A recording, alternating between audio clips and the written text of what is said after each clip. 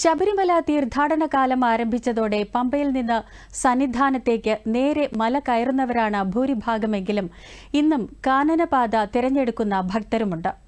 സത്രം പുല്ലുമേട് പാതയിൽ തീർത്ഥാടകരുടെ തിരക്ക് വർദ്ധിച്ചു.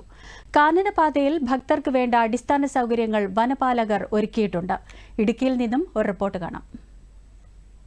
മണ്ഡലകാല ഉത്സവത്തിനായി ശബരിമല നട തുറന്നതോടെ കാനനപാതയും ശരണമന്ത്രങ്ങൾ കൊണ്ട് മുഖരിതമായി.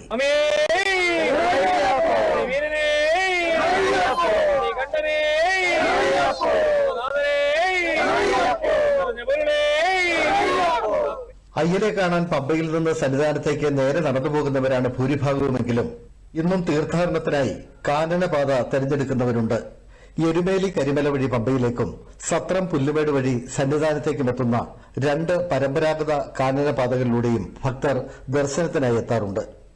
വളരെ ഒരു പുതിയ അനുഭൂതിയാണ് ഞങ്ങൾക്ക്. എസ്പെഷ്യലി ഞങ്ങൾക്കൊക്കെ ആണെങ്കിൽ പോലും ആദ്യമായിട്ടാണ് ഞങ്ങൾ ഈ ഒരു പാതയിലൂടെ വരുന്നത്. വളരെ ഒരു അനുഭൂതിയാണ്. ഇതിൽ കന്യായപ്പന്മാരുണ്ട്, വളരെ കുഞ്ഞുങ്ങളൊക്കെ ഞങ്ങളുടെ കൂടെ വരുന്നുണ്ട്.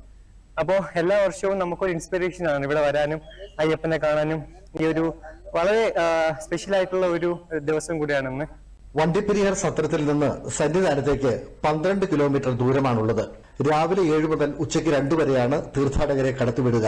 ശബരിമലയിൽ നിന്ന് സത്രത്തിലേക്ക് രാവിലെ 9 മുതൽ ഉച്ചയ്ക്ക് 1 വരെ കടത്തിവിടും. മണ്ഡലകാലം ആരംഭിച്ചതോടുകൂടി ഭക്തജനങ്ങളുടെ തിരക്ക് വർദ്ധിച്ചിട്ടുണ്ട്. രാവിലെ 7 മണി മുതൽ ഉച്ചയ്ക്ക് 1 മണി വരെയാണ് തീർത്ഥാടകരെ ഇതുവഴി കയറ്റിവിടുന്നത്.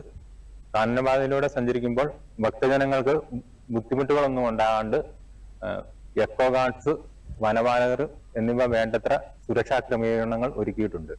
സത്രം, സീതക്കുളം, 0 പോയിന്റ്, പുല്ലുമേട്, കഴുതക്കുഴി എന്നിവിടങ്ങളിൽ കുടിവെള്ള സൗകര്യം ഏർപ്പെടുത്തിയിട്ടുണ്ട്.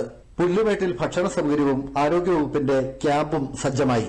സത്രം പുല്ലുമേട് കാനനപാതയിലൂടെ രാവിലെ 7 മുതൽ ഉച്ചയ്ക്ക് 1 വരെ തീർത്ഥാടകർക്ക് ശബരിമലയിലേക്ക് പോകാം. കല്ലുമുള്ളും നിറഞ്ഞ കാനനപാതയിലൂടെ നഗ്നപാതരായി പുല്ലുമേട് സത്രം വഴിയിലൂടെ ഇവർ സന്നിധാനത്തേക്ക് നീങ്ങുകയാണ്.